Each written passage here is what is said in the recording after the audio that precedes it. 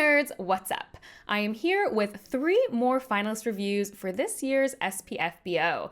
And once again, we have 3 books that I feel like are really particular niches again, so I'm excited to talk about them. Let's start first with The Last Fang of God by Ryan Kirk.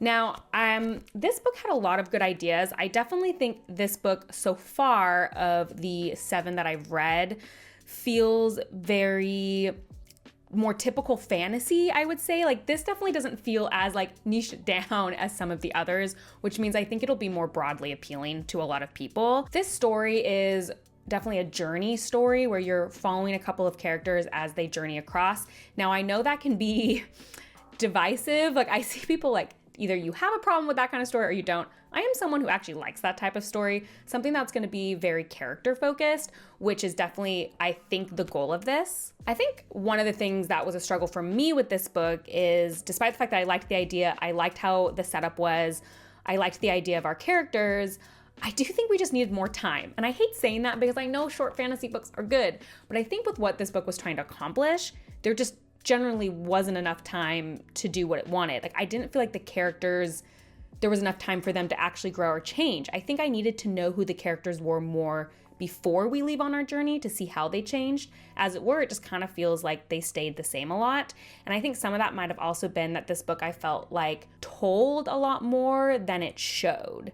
So I was being told things about all of our characters. This character is this character is this, but I was never shown if that character actually was those things, which I think is just a little more effective. I also struggled with the teenage character in this. Like, I went into it knowing this is a teen character. It's clear that she's purposely being written to be very obnoxious, which, like, I kind of love, you know, as a teen, you can be really obnoxious. However, there was just like no justification. Maybe this goes back to the all tell no show.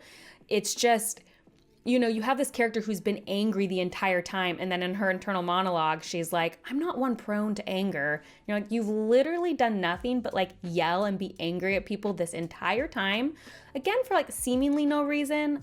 One of those things I think could have been developed maybe before we set out. So overall, I just think this has really good ideas. I like the setup a lot. It's kind of something I like, but ultimately, I just honestly don't think enough time was spent for the payoffs that try to happen at the end. So overall, I give The Last Fang of God a 6 out of 10. And next up, we have Murder at Spindle Manor by Morgan Stang. Now, this book is a very fun whodunit mystery. Reminded me a ton of that movie Clue. Came out, I think, in 1980 something. Whatever.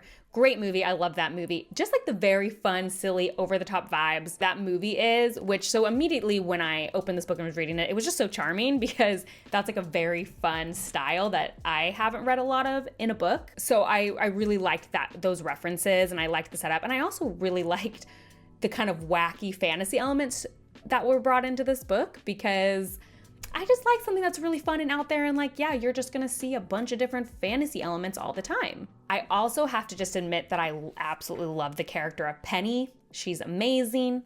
I loved her. She's the GOAT in my opinion. I would have read more stories about Penny. I just thought she was a cool element, fantasy element that I really, really enjoyed. So I liked that as well. I think the couple things that didn't work for me in this book is just like the ending lost me a bit.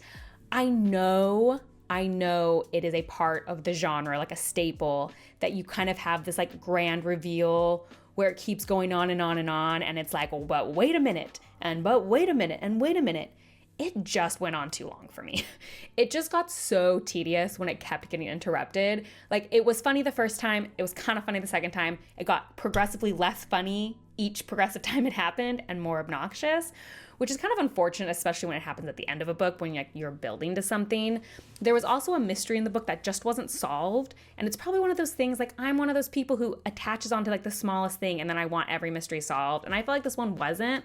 So I was like waiting for that to happen. This book also had a very large cast of characters. I think by necessity, that's kind of what these books are like. And not every character necessarily had a super distinct voice. Some of them definitely did, and some of them didn't, which also harmed a little bit the ending because I was still having to be like, wait, which one is which? To a couple of the characters that didn't have that distinct voice. But overall, yes, Murder at Spindle Manor is just a very fun, genre read that I think hits a lot of that perfect, like, silly notes, you know, and does a good job at what it is trying to do overall. So I gave this book a 7 out of 10. And next up is The Wickwire Watch by Jacquelyn Hagan. Now this one, super interesting. We're gonna have to talk about this for a second. When I started, like, the first third of this book, I was like, oh, this is hands down going to be my highest score this year. Like, I loved the first third of this so much. I loved the writing style. I love how things were presented. I really loved this giant political landscape that was set up. I was super into the story. I was really into our main character, just totally loving every part of this book until we got a third in, and then it was like the book shifted. This book almost feels like 3 books in one. You have this first third, which is like this political mystery that's going on. And then the middle third is like a cozy slice of life thing. And then the last third is like a thriller. And you have politics, and then the middle part is like the slice of life, and the last part deals with this thing called specters that has nothing to do with the colonist political stuff at the beginning. So, you know, I didn't know what to think about it. And I don't read any reviews for any of the finalists before I read it or write my own review, because I don't want to be influenced. I want to be able to go in with my own ideas and not, you know, sometimes you hear someone say a negative thing and then it's in your head the whole time. Like, I want to really avoid that. But after I read this and after I wrote my review, I did go and read a lot of reviews, just like curious if people felt this way. And first of all, a lot of people felt like it was a good thing that it was 3 different genres in one. But I also discovered that a lot of people didn't like the first third, that it was too slow, so they loved the last part where it shifts focus. So I think what's funny is that ironically, I loved the first third, didn't feel like it was slow or info dumpy at all, was just super into it. So I think that's why I have a harder time with the shift of focus in the last part of this book. Without trying to give away spoilers, obviously I have to be like very careful how I talk about it. But I'll say this, like, the character I thought was the main character in the beginning, you see less and less frequently in the book until they literally disappear with like a quarter of the book to go and you never hear from them again. Not dead, you know, just you never hear from them again. It's things like that where it didn't feel for me like a full narrative. Like, I feel like what was set up to me in the first 100 pages, there was no payoff. And this is obviously the start of a trilogy. Oh, chronicles, so maybe several books, I don't know. More books, a series of books. And so I was trying to think, like, how could it have been changed? And I understand why they led with the politics, because I think that's going to be a very important part of the entire series. I also understand why they wanted to do the Spectre stuff at the end, because it's very interesting and thrilling and fun. But ultimately, like, in a single book, I need a full narrative. And I felt like it was too unsolved of stuff in the beginning. Like, I needed a little bit more of those politics and not have just been left for the second book. It's kind of hard to rate because the writing was really solid. It was good. The ideas I love. I love all the ideas in the book. The execution for me is, I think, where I struggle, because I feel like the narrative structure of this book didn't necessarily work for me. That is also unpopular based on reviews that I've been reading. I think people really like that style.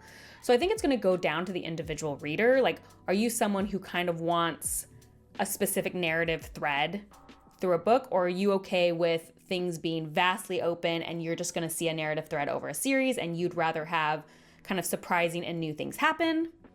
It's going to depend. But for me, I'm going to end up giving this book a 6.5 out of 10 for like a super strong beginning. Definitely an author I would watch because I love their ideas and how they write.